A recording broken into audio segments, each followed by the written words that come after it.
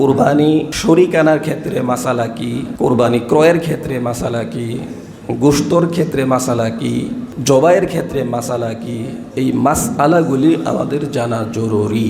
এই জন্য এখন কিছু মাসালা বলবো, আমরা মনোযোগ দিয়ে শুনবো। কারো কোনো প্রশ্ন থাকলে পরে আমরা বলবো। যেমন 1 নম্বর হচ্ছে যে কার উপরে কুরবানি ওয়াজিব। যে নিসাবের মালিক তার উপরে কুরবানি ওয়াজিব, অর্থাৎ 7.5 ভরি স্বর্ণ, 52.5 তোলা রূপা বা রূপার সমপরিমাণ টাকা 1 বছর থাকতে হবে না। 10ই জিলহজ, 11ই জিলহজ, 12ই জিলহজ মাগরিব পর্যন্ত কারো কাছে যদি থাকে তাহলে তার উপরেই কুরবানি করা ওয়াজিব। আপনার কাছে 10 তারিখে কোনো টাকা নাই, 11 তারিখেও নাই, কিন্তু 12 তারিখে টাকা চলে আসছে। 12 তারিখে যখন টাকা চলে আসছে তখন আপনাকে 12 তারিখে যদি ক্রয়ের সম্ভাবনা থাকে বা ক্রয় করার সুযোগ থাকে তাহলে ক্রয় করে আপনার উপরে কুরবানি করা ওয়াজিব। আপনি প্রথম দিন দেন, দ্বিতীয় দিন দেন, তৃতীয় দিন দেন, একই, কিন্তু প্রথম দিন দেওয়া উত্তম। যে 12 তারিখে কুরবানি দেওয়া যাবে না এরকম না, 12 তারিখেও কুরবানি করা যাবে। তো 2 নম্বরে হচ্ছে যে নেসাবের মেয়াদ। কুরবানির নেসাব পুরা বছর থাকা জরুরি না, যেটা বললাম আর কি, এই দিনগুলিতে থাকলেই হবে। যেরকম একজন মুসাফির আছে বা কোনো হাজি আছেন, হজ করতে গেছেন, তিনি তো এখন মুসাফির, কিন্তু তিনি দেখা গেল যে আমাদের দেশে যেই দিন 11 তারিখ বা 12 তারিখ সেই দিন তিনি চলে আসছেন, এখন তিনি মুকিম হয়ে গেছেন, তো তার উপরে এখন কুরবানি দেওয়া ওয়াজিব। অথবা অন্য কোনো জায়গায় তিনি সফরে গেছেন, আগে মুসাফির ছিলেন, কিন্তু 12 তারিখের আগেই তিনি তার এলাকায় চলে আসছেন, মুকিম হয়ে গেছেন, তাহলে তার উপরে কুরবানি দেওয়া ওয়াজিব। নাবালেগের কুরবানি। নাবালেগ শিশু কিশোর তদ্রুপ যে সুস্থ মস্তিষ্ক সম্পন্ন নয়, সে যদি অনেক টাকার মালিক হয় তাহলে তার উপরেও কুরবানি করা ওয়াজিব না। আর মুসাফিরের কথা তো বললামই। নাবালেগের পক্ষ থেকে কেউ যদি কুরবানি দেয় কোনো অভিভাবক, তাহলে সেটা মুস্তাহাব হিসেবে গ্রহণ করা হবে, কিন্তু ওয়াজিব না। গরিবের কুরবানি। গরিব ব্যক্তির উপর কুরবানি করা ওয়াজিব না, কিন্তু সে যদি কুরবানির নিয়তে কোনো পশু কিনে তাহলে কুরবানি করা তার উপরে ওয়াজিব হয়ে যায়। আল্লাহ ওয়াজিব করেন না, কিন্তু আপনি নিজে আপনার উপরে ওয়াজিব করে নিছেন, তখন কিন্তু ওয়াজিব হয়ে যাবে এবং করতেই হবে, অন্যথায় গুনাহগার হবে। কুরবানির সময় হচ্ছে মোট 3 দিন, 10, 11 এবং 12। 12 তারিখের মাগরিবের আগে, মাগরিবের পরে না। তবে কেউ যদি রাত্রেও কুরবানি করে, যেমন 10 তারিখ রাত্রে, 11 তারিখ রাত্রে, তাহলে তাও কুরবানি হয়ে যাবে, কিন্তু উচিত না রাত্রে কুরবানি করা, দিনে কুরবানি করাই উচিত। কেউ যদি কুরবানির দিনগুলো ওয়াজিব কুরবানি দিতে না পারে তাহলে পরে তার উপরে কুরবানির উপযুক্ত একটি ছাগল অথবা তার মূল্য সাদাকা করতে হবে। 12 তারিখ চলে গেছে কিন্তু কুরবানি করে নাই, কিন্তু তার উপরে ওয়াজিব, তাহলে তাকে কি করতে হবে? একটা ছাগলের মূল্য এটা সাদাকা করতে হবে, অর্থাৎ মাফ নাই, করতেই হবে। যেসব এলাকায় লোকদের উপরে জুমা ও ঈদের নামাজ ওয়াজিব, তাদের জন্য ঈদের নামাজের আগে কুরবানি করা যাবে না। অবশ্য কোনো কারণে দেখা গেল এমন বৃষ্টি হয়েছে যে ঈদের নামাজ পড়া যায় নাই, কিন্তু সময় দেখতে হবে যে নামাজের সময় অতিবাহিত হয়েছে, তাহলে নামাজ পড়ুক আর না পড়ুক তাহলে কুরবানি করা যাবে। আর এক এলাকায় প্রত্যেক মসজিদে বা প্রত্যেক মাঠেই নামাজ হইতে হবে তারপরে কুরবানি করতে হবে তা না। এক এলাকায় যে কোনো জায়গায় নামাজ হয়ে গেলেই যে কোনো জায়গায় কুরবানি করা যাবে। কুরবানির দিনগুলোতে যদি জবাই করতে না পারে, এটাকে আরও বিস্তারিত বলা হচ্ছে, তাহলে খরিদকৃত পশুই সদাকা করে দিতে হবে। 12 তারিখ চলে গেছে, যে কোনো কারণে হুজুর পান নাই বা নিজে জবাই করতে পারেন নাই বা কসাই পাওয়া যায় নাই, যার কারণে 12 তারিখ মাগরিব হয়ে গেছে, তো এখন কি করবে? তাহলে জবাই করে ফেলে, এখন যদি সে জবাই করেই ফেলে তাহলে পুরো গোশত সদাকা করে দিতে হবে। এক্ষেত্রে গোশতর মূল্য দেখা গেল যে গরু কিনছিল 1 লাখ টাকা দিয়ে, কিন্তু জবাই করার পরে গোশত হয়েছে 90,000 টাকা, তাহলে গোশতও সাদাকা করতে হবে, আবার 10,000 টাকা অতিরিক্ত মানুষকে দিয়ে দিতে হবে, সাদাকা করতে হবে। কোন কোন পশু দ্বারা কুরবানি করা যাবে? যেমন উট, গরু, মহিষ, ছাগল, ভেড়া এবং দুম্বা দ্বারা কুরবানি করা যায়, কিন্তু অন্যান্য পশু যেমন হরিণ, বন্য গরু ইত্যাদি দ্বারা কুরবানি করা জায়েজ হবে না। কারণ এগুলি নির্দিষ্ট করা হাদিসের মধ্যে আসছে। যেসব পশু কুরবানি করা জায়েজ সেগুলো পুরুষও হইতে পারে, মহিলাও হইতে পারে, কোনো সমস্যা নাই। গাভীও হইতে পারে, ষাঁড়ও হইতে পারে, বলদও হইতে পারে, খাসিও হইতে পারে, ছাগলও হইতে পারে, কোনো সমস্যা নাই। এরপরে বয়স সীমা, পশুর বয়স সীমা, যেমন উট কমপক্ষে 5 বছরের হইতে হবে, গরু এবং মহিষ কমপক্ষে 2 বছরের হইতে হবে, আর ছাগল, ভেড়া ও দুম্বা কমপক্ষে 1 বছরের হতে হবে। তবে ভেড়া এবং দুম্বা যদি 1 বছরের কিছু কম হয় কিন্তু দেখতে হৃষ্টপুষ্ট 1 বছরের মতোই লাগে, তাহলে সেই ক্ষেত্রে কোরবানি করা জায়েজ হবে। অবশ্য এক্ষেত্রে কমপক্ষে 6 মাস বয়সের হতেই হবে। উল্লেখ্য, ছাগলের বয়স 1 বছরের কম হলে কোনো অবস্থাতেই তা দ্বারা কোরবানি করা জায়েজ হবে না। অনেক জায়গাতেই দেখা যায় যে যারা থাকে এই বিক্রেতা, তারা অনেক সময় বলে নিয়ে যান, বয়স হয়ে গেছে, কিন্তু আপনাকে এটা খোঁজখবর নিতে হবে যে আসলে বয়স হয়েছে কিনা, নাকি সে মিথ্যা বলতেছে। এই জন্য এটা আমাকে বুঝতে হবে। এক পশুতে শরীকের সংখ্যা, যেমন একটি ছাগল, ভেড়া বা দুম্বা দ্বারা শুধু একজনেই কোরবানি দিতে পারবে। কয়েকজন মিলে কোরবানি করলে কারোটাই সহি হবে না। ছাগলে কয়েকজন দেওয়া যাবে না। আর উট, গরু, মহিষে সর্বোচ্চ 7 জন শরিক হতে পারবে। 7-এর অধিক হলে তাহলে আবার কারো কোরবানি সহি হবে না। তাহলে গরুতেও 7 জন দেওয়া যাবে, উটেও 7 জন দেওয়া যাবে, মহিষেও 7 জন দেওয়া যাবে। 7 শরিকের মধ্যে গুরুত্বপূর্ণ মাসালা হচ্ছে যে 7 জনে মিলে কোরবানি করলে সবার অংশ সমান হইতে হবে। অনুমান করে কোনো অংশ সাব্যস্ত করা যাবে না। কারো অংশ 1/7 কম হতে পারবে না। যেমন কারো আধা ভাগ, কারো 1.5 ভাগ, এরকম হওয়া যাবে না। গোশতও তো হওয়া যাবে না, কিন্তু প্রথমেই ভাগই এরকম হওয়া যাবে না। সবার সমান সমান ভাগ হইতে হবে। 20,000 করে হলে 20,000ই। কিন্তু আপনি 2টা নেন, যে একজনে পারতেছে না, সে 30,000-এ পারতেছে না, তাহলে আপনি 2টা নিয়ে নেন। 2টা নিলে আপনার 40,000 হইল, তার 20,000 হইল। তো এটা সহজ। কিন্তু অর্ধেক নেওয়া বা 1.5টা নেওয়া এরকম করা যাবে না। অর্থাৎ সমান সমান হইতে হবে। ভাগ বেশি করা যাবে, কিন্তু ভাগ সমান হইতে হবে। উট, গরু, মহিষ 7 ভাগে এবং 7-এর কমে যে কোনো সংখ্যা, যেমন 2ও করা যাবে, যেমন জোর বেজুর আর কি। যেমন 6 জন ভাগ হয়েছে, এখন কি কোরবানি করা যাবে কিনা? হ্যাঁ, করা যাবে। 4 জন হয়েছে, 3 জন হয়েছে, 5 জন হয়েছে, মানে জোর বেজুরের কোনো সমস্যা নাই। যদি কেউ আল্লাহ তাআলার হুকুম পালনের উদ্দেশ্যে কুরবানি না করে, শুধুমাত্র যেটা বললাম গোশত খাওয়ার নিয়তে কুরবানি করে, তাহলে তাকে অংশীদার বানালে কারো কুরবানি সহি হবে না। তাই অত্যন্ত সতর্কতার সাথে শরিক নির্বাচন করতে হবে। পাশের যিনি আছেন তার সন্তানরা বলছে যে কুরবানি না দিলে কেমন দেখা যায়, তো এই ক্ষেত্রে সে কুরবানি দিয়েছে শুধুমাত্র তার গোশত খাওয়ার নিয়ত। তাহলে আরও যে 6 জন আছে, এই 6 জনের একজনেরও কুরবানি হবে না। তাহলে মুসিবতটা কত বড়। অথবা 7 জনের মধ্যে একজনের ইনকাম হারাম, আপনি জানেন যে তার ইনকামটা পরিপূর্ণই হারাম, তাহলে এই 6 জনের একজনেরও কুরবানি হবে না, গোশত খাওয়া হবে। গোশত খাইতে চাইলে সমস্যা নাই আর কি, কিন্তু কুরবানি হবে না। অথবা 7 জনের একজনের আংশিক ইনকাম হারাম, তাহলেও কুরবানি শুধু তার হবে না তা না, এই 6 জনের বা এই 7 জনের একজনেরও হবে না। অনেক মারাত্মক বিষয়। এই জন্য আমরা যে কুরবানি করি, অনেকে বলবেন যে এত ভালো মানুষ খুঁজে পাবো কই নাকি, এই মাসালা কইয়া সব শেষ করে দেয় যে দুনিয়া এখন আর ভালো মানুষ নাই, এই জন্য আমিও খারাপ, তারাও খারাপ, সবাই এখন আমরা খারাপ। আপনি ভালো থাকেন, আপনি ছাগল দিয়ে দেন, কে কইছে? অথবা গরু যদি দিতে পারেন তো একাই দেন, অথবা 2 জনে মিলে পারেন 2 জনে দেন। কিন্তু তাকে সাথে না রাখলে কি বলবে? সে একটা আবদার করছে, সে ভাই, সে আত্মীয়, সে বোন, এই সেই, মানে শরীয়তের ব্যাপারে কোনো অজুহাত খাটবে না। তো এই জন্য কোরবানিকে সহি করতে চাইলে অবশ্যই আমাকে সঠিক সিদ্ধান্ত নিতে হবে।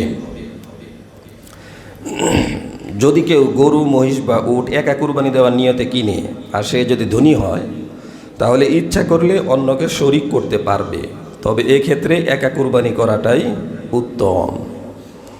যেমন ধনী মানুষ, সে গরু একটা কিনছে, তো নিজে একাই দিবে, কিন্তু অন্যরা বলল যে ভাই আমি তো কারোর সাথে শরিক হইতে পারতেছি না, সময়ও নাই, বা আমি এখানে থাকি না, দূরে আছি, তো আপনার সাথে আমি শরিক হইলাম, আমাকে শরিক করে নেন, তাহলে নেওয়া যাবে, কিন্তু এটা উত্তম না। আর যদি গরিব হয় তাহলে তার উপরে, যার উপরে কুরবানি করা ওয়াজিব ছিল না, তাহলে সে অন্যকে শরিক করতে পারবে না। কারণ কি? কারণ হচ্ছে যে তার উপরে যেহেতু কুরবানি ওয়াজিব ছিল না, সে নিজের উপরে ওয়াজিব করে নিছে মাতাবুরি করে, এই জন্য সে আর কাউকে শরিক করতে পারবে না। উত্তম পশু অর্থাৎ পশু অবশ্যই হৃষ্টপুষ্ট হইতে হবে। যেমন যেই সমস্ত পশুর ত্রুটি আছে এই সমস্ত পশু দিয়ে কুরবানি করা যাবে না। যে পশু 3 পায়ে চলে, 1 পা ল্যাংড়া, মাটিতে রাখতে পারে না, ভর করতে পারে না, এমন পশুর কুরবানি জায়েজ হবে না। এবং শুকনো পশু একদম দুর্বল, জবাইয়ের স্থান পর্যন্ত হেঁটে যেতে পারে না, তাহলে এমন পশুর দ্বারাও কুরবানি হবে না। তারপরে এরকম পশু যার একটি দাঁতও নাই, বা এত বেশি দাঁত পড়ে গেছে যে ঘাস খাদ্য চিবাইতে পারে না, তাহলে এমন পশু দ্বারাও কোরবানি করা জায়েজ নাই। তো এত কিছু তো আর মাথায় থাকবে না, মাথায় এটা থাকলেই হবে যে কোনো ধরনের ত্রুটিওয়ালা পশু কিনবো না। 1 লাখের জায়গায় 20,000 টাকা কম, যাই হোক এবার মাসালে যায় না এদিক সেদিক করে না, তাহলে কিন্তু কোরবানি হবে না। একদম সলিড পশু হইতে হবে, 10,000 বেশি লাগুক। কিন্তু এই রঙের কারণে আমরা 10,000 বেশি দিতে রাজি আছি।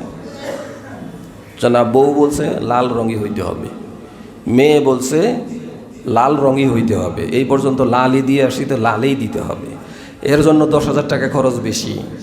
এটা গুরুত্বপূর্ণ না। আপনার পশুটা সব দিক দিয়ে হৃষ্ট পুষ্ট, দেখতে সুন্দর, নিখুঁত আছে কিনা এইটা হইলো দেখার বিষয়। যদি নিখুঁত থাকে তাহলে আপনি বেশি দিয়ে ক্রয় করেন, তাতে সমস্যা নাই, কিন্তু কালার কোনো বিষয় না। যে পশুর শিং একবারে গোড়া থেকে উঠে গেছে অথবা মস্তিষ্ক ক্ষতিগ্রস্ত হয়েছে, সেই পশুর দ্বারা কোরবানি জায়েজ হবে না।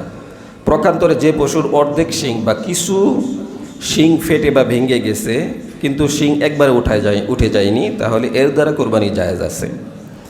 যে পশুর লেজ কাটা বা 1/3 বা তারও বেশি কাটা, সেই পশুর দ্বারা কোরবানি জায়েজ। তবে জন্মগতভাবেই যদি কান ছোট হয় তাহলে কোনো অসুবিধা নেই। অন্ধ পশুর কুরবানি, যে পশুর 2টি চোখই অন্ধ বা 1 চোখ নষ্ট হয়ে গেছে, বা 1 চোখের দৃষ্টিশক্তি 1/3 বা তারও অধিক নষ্ট হয়ে গেছে, সে পশু কুরবানি করা জায়েজ নয়। তো এগুলি বোঝাটা কঠিন। তো এই জন্য এক কথাই যে আমরা কি করব, একদম নিখুঁত প্রাণী কুরবানি করব। কুরবানির পশু যদি হারিয়ে যায়, যে পশু কিনছে, কেনার পরে আনার সময় পশু এমন দৌড় দিছে, দেখেন না এগুলি, যে হাত থেকে সুইটে এমন দৌড় দিছে, এখন আর খুঁজেই পায় না, তো এখন কি করবে? কুরবানির পশু হারিয়ে যাওয়ার পর যদি আরেকটি কেনা হয় এবং পরে হারানোটিও যদি পাওয়া যায়, তাহলে কুরবানি দাতা যদি গরিব হয়, যার উপরে কোরবানি ওয়াজিব ছিল না, তাহলে 2টি পশুই কোরবানি করা ওয়াজিব। আর যদি ধনী হয় তাহলে কোনো একটা কোরবানি করলেই হবে। এই জায়গাতে গরিবের উপরে পানিশমেন্টটা এই জন্যই যে সে তার উপরে আল্লাহ ওয়াজিব করে না, কিন্তু নিজে ওয়াজিব করছে মাতাবুরি করে, যার কারণে এটা আর কি। এরপরে গর্ভবতী পশু কুরবানি করা জায়েজ কিনা। জবাইয়ের পর যদি বাচ্চা জীবিত, জায়েজ আছে। জবাইয়ের পর যদি বাচ্চা জীবিত পাওয়া যায় তাহলে সেটাও জবাই করতে হবে। তবে প্রসবের সময় আসন্ন হলে সে পশু কুরবানি করা মাকরুহ। এরকম পশু না কেনাটাই ভালো, যে পশু বাচ্চা হোক তারপরে আর কি। পশু কেনার পর যদি দোষ দেখা দেয়, কুরবানি নিয়তে ভালো পশু কেনার পর যদি তাতে এমন কোনো দোষ দেখা দেয় যে কারণে কুরবানি জায়েজ হয় না, তাহলে ওই পশুর কুরবানি সহি হবে না। এর স্থলে আরেকটি পশু কুরবানি করতে হবে। তবে ক্রেতা গরিব হলে ত্রুটিযুক্ত পশু দ্বারাই কুরবানি করতে পারবে। অর্থাৎ আপনি পশু ক্রয় করছেন, আনার সময় পা ভেঙে গেল, তাহলে এটা বাদ দিয়ে আরেকটা ক্রয় করে তারপরে কুরবানি করতে হবে। আর যদি গরিব হয় তাহলে তার ইচ্ছা ছিল না, তাহলে সে সেটাই করতে পারবে। পশুর বয়সের ব্যাপারে বিক্রেতার কথা কতটুকু গ্রহণযোগ্য।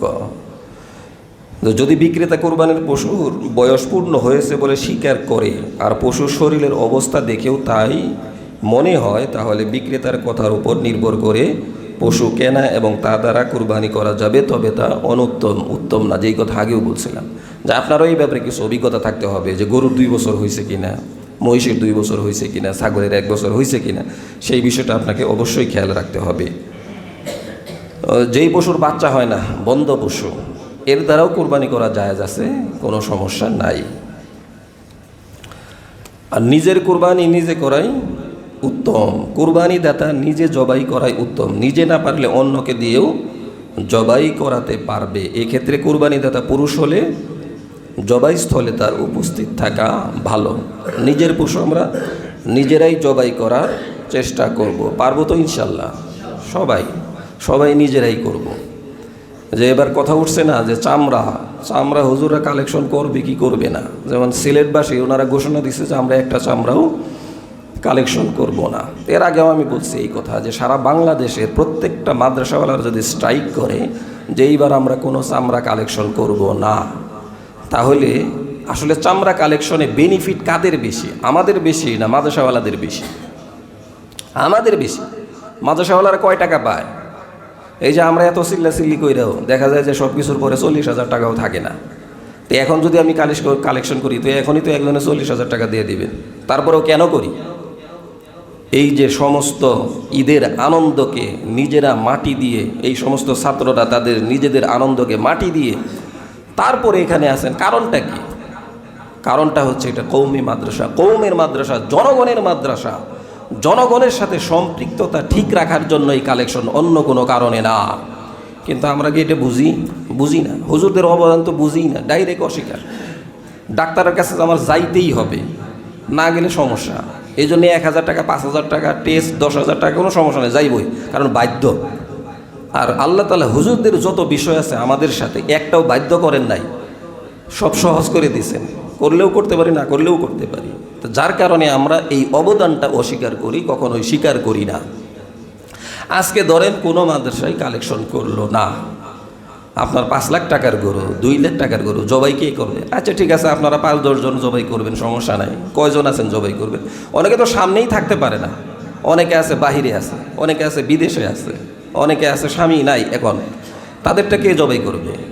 তাদেরটা কি কসাই জবাই করবে? কসাই জবাই করতে পারবে, এক হাতে সিগারেট আর এক কাঁচা মাছা দিয়ে বিসমিল্লাহ ছাড়া। ওই যে গোশত খাওয়া হবে, কুরবানি হবে না।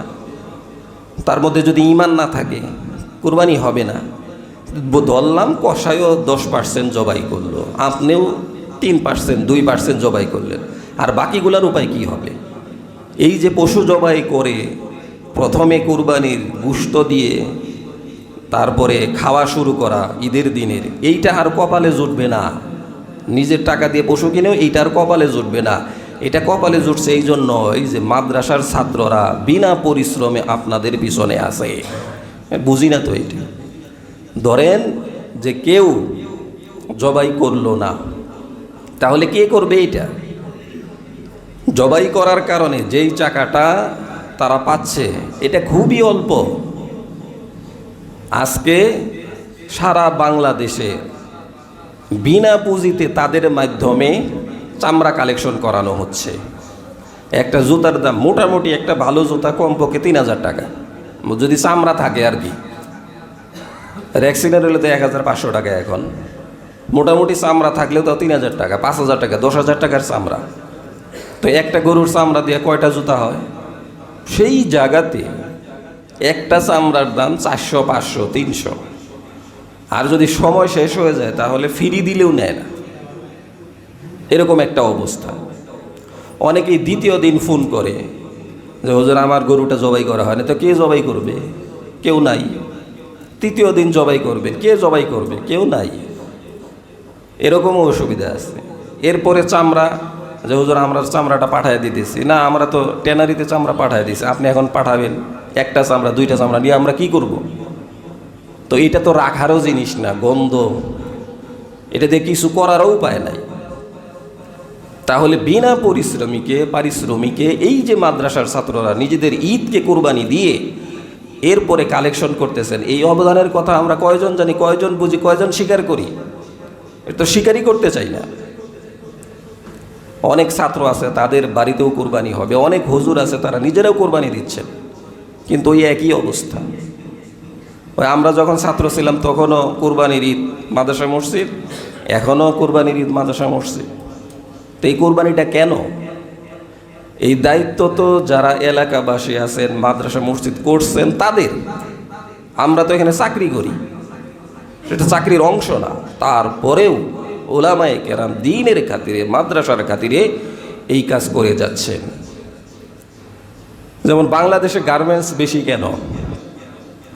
অন্যান্য সারা পৃথিবীতে শ্রমিকের মজুরি অনেক বেশি, তারা পোশাক তৈরি করে সেখানে পোষাইতে পারবে না, যার কারণে বাংলাদেশে পোশাক তৈরি করে এগুলি অন্য দেশে বিদেশে করতেছে, এক্সপোর্ট করতেছে। তার কারণ হচ্ছে শ্রমিকের মূল্য কম, লাভবান হচ্ছে তারা। তো আমাদেরকে দিয়ে এটাই করানো হচ্ছে যে আমরা এটা চড়া মূল্যে আমরা বিক্রি করি, এরপরে এটাতে জুতা তৈরি করি, অনেকেই লাভবান হচ্ছে।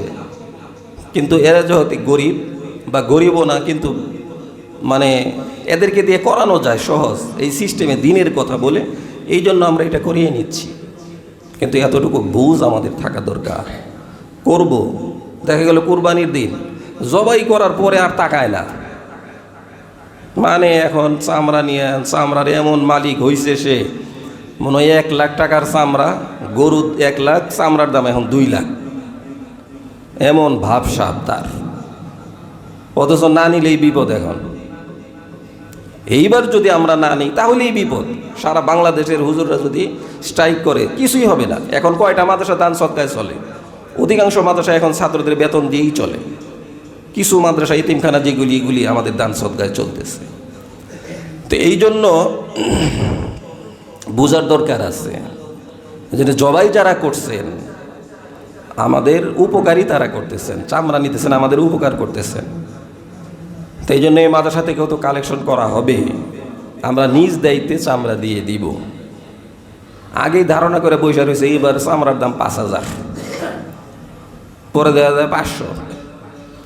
মানে চামড়া নিয়ে যে এত মূলামূলি, যারা এগুলি করে পরে তারা বিক্রিও করতে পারে না। তো এই জন্য অবশ্যই খেয়াল রাখবো, এই মাদ্রাসা আমাদের, আমরা ফ্রি চামড়া দিয়ে দিব, কোনো টাকা দিয়ে কেনা হবে না চামড়া, এবং নিজ নিজ দায়িত্বে দেব। আর এই চামড়া এটা আপনার ব্যবহারের জন্য না, বিক্রির জন্যও না, এটা এতিমদের হক, গরিবদের হক। এই জন্য এই বিষয়ে আমরা স্পষ্ট ধারণা রাখব। কোনো শরীকের যদি মৃত্যু হয়, কয়েকজন মিলে কুরবানি করার ক্ষেত্রে জবাইয়ের আগে কোনো শরীকের মৃত্যু হলো, তাহলে ওয়ারিশরা যদি মৃতের পক্ষ থেকে কুরবানি করার অনুমতি দেয় তবে তা জায়েজ হবে, নতুবা ওই শরীকের টাকা ফেরত দিতে হবে। অবশ্য তার স্থলে অন্যকে শরীক করা যাবে। এখানে অনেকগুলি মাসালা, জরুরি মাসালা বলে শেষ করতেছি, যে শরীক করার ক্ষেত্রে যে আমরা বলি যে কার নামে কুরবানি, কিন্তু নাম তো কার? আল্লাহ। বলতে হবে কার পক্ষ থেকে কুরবানি? আমাদের পক্ষ থেকে কুরবানি। যার উপরে ওয়াজিব হয়েছে তার পক্ষ থেকে কুরবানি, তার নামে না। আমার উপরে ওয়াজিব হইলে আমার উপরে কুরবানি ওয়াজিব, আমার বিবির উপরেও কুরবানি ওয়াজিব হইতে পারে। অনেক মহিলা আছে তারা ধারণাও করে না যে কুরবানি আমার উপরে ওয়াজিব হইতে পারে, এবং আমরা যারা স্বামী আছি আমরাও ধারণা করি না যে আমার বিবির উপরে কুরবানি ওয়াজিব। 90,000 টাকা থাকলেই কুরবানি ওয়াজিব, তার আছে স্বর্ণ আছে, স্বর্ণের সাথে সাথে নগদ টাকা আছে, তাহলে তার উপরেও কুরবানি করা ওয়াজিব। অথবা 3 জনই রোজগার করেন কিন্তু ভাগ নেয় একটা, 3 ছেলে রোজগার করে, 2 ছেলেই রোজগার করে, অথবা বাপেও রোজগার করে, ছেলেও রোজগার করে, তাদের আলাদা আলাদাভাবে তাদের উপরে কুরবানি ওয়াজিব, কিন্তু দেয় একটা, হবে না। এই জন্য আলাদা আলাদাভাবেই কুরবানি ওয়াজিব, যেভাবে হয়েছে সেভাবেই করতে হবে। রসুল বলছেন যে ব্যক্তির উপরে কুরবানি ওয়াজিব কিন্তু কুরবানি করলো না, সে যেন আমাদের ঈদগাহে না আসে, তার ঈদগাহে আসার দরকার নাই। এই মাস যেহেতু জিলহজ মাস চলতেছে, জিলহজ মাসের প্রথম 10 দিন ইবাদতের সময়, বিশেষ করে রোজা। এর মধ্যে অন্যতম রোজার দিন হচ্ছে সিয়ামু ইয়াউমি আরাফা আহতাসিবু আলাল্লাহ আন ইউকাফিরা সানাতাল্লাতী ক্বাবলাহু ওয়া সানাতাল্লাতী বা'দাহু। রাসূল সাল্লাল্লাহু আলাইহি ওয়াসাল্লাম বলছেন, যে ব্যক্তি আরাফার দিন রোজা রাখলো তার আগে এবং পরের 2 বছরের গুনাহকে আল্লাহ তাআলা মাফ করে দিবেন।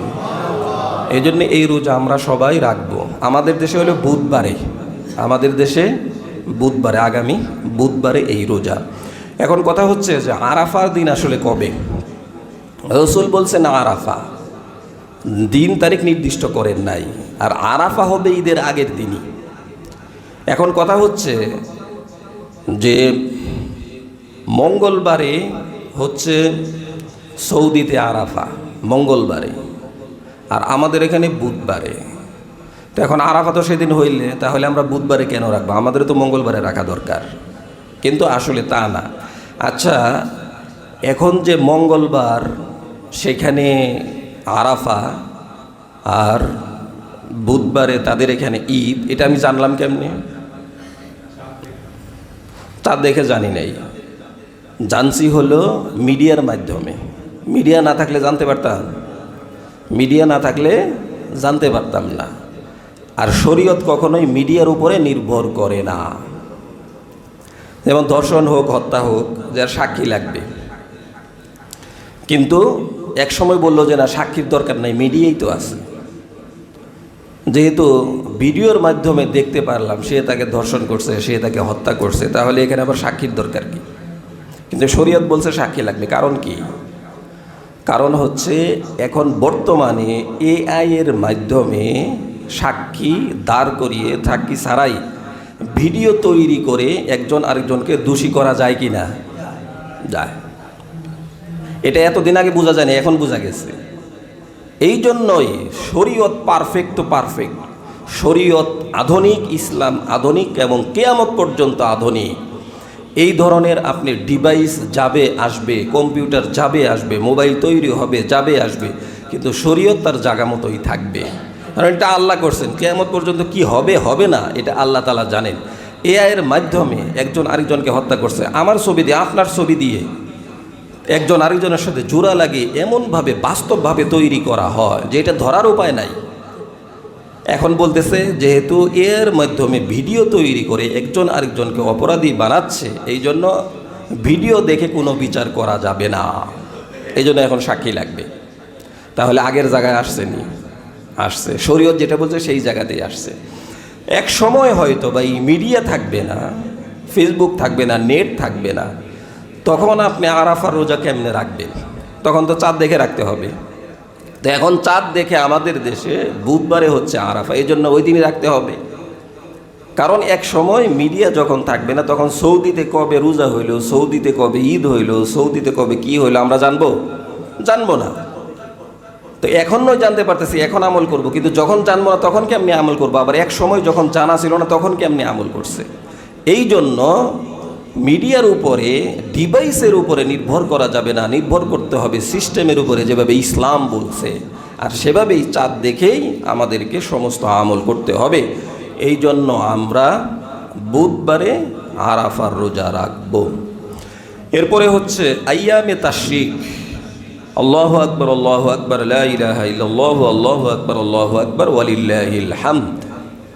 এই যে তাকবীর, এটা হচ্ছে 9ই জিলহজের ফজর থেকে নিয়ে 13ই জিলহজের আসর পর্যন্ত মোট 23 ওয়াক্ত ফরজ নামাজের পরে নারী পুরুষ, সুস্থ অসুস্থ, নামাজি, জামাতে নামাজি, একা একই নামাজি, সকলের উপরেই একবার পড়া ওয়াজিব। 9 তারিখে অর্থাৎ বুধবার ফজরের সালাম ফেরানোর সাথে সাথেই এই দোয়া পড়তে হবে, এই তাকবীরে তাশরিক পড়তে হবে। আপনি একা নামাজ পড়লেও পড়তে হবে, জামাতে নামাজ পড়লেও পড়তে হবে। আপনি যদি এই তাকবীর না পড়ে অন্য দোয়া শুরু করে দেন বা উঠে যান, তাহলে আপনার থেকে এটা ফৌত হয়ে গেল, এটার কারণে আপনি গুনাহগার হবে। এই জন্যে এই 23 ওয়াক্ত নামাজে এই 5 দিন অবশ্যই এই তাকবীর বেশি বেশি পড়তে হবে। এটা হচ্ছে অন্যতম একটা আমল। আর আরেকটা আমল হচ্ছে রোজা রাখা। আর যেহেতু 1 তারিখ থেকে নিয়ে 9 তারিখ পর্যন্ত রোজা রাখার কথা বলা হয়েছে, এই জন্য আমরা সমস্যা কি 8 তারিখেও রোজা রাখলাম, 7 তারিখেও রোজা রাখলাম, তাহলে আমাদের সবই হয়ে গেল। তো এই জন্য অবশ্যই আমরা এই আমলগুলি করার চেষ্টা করব। আল্লাহ তাআলা আমাদের সকলকেই এই আমলগুলি গুরুত্ব সহকারে আদায় করবার তৌফিক দান করুন।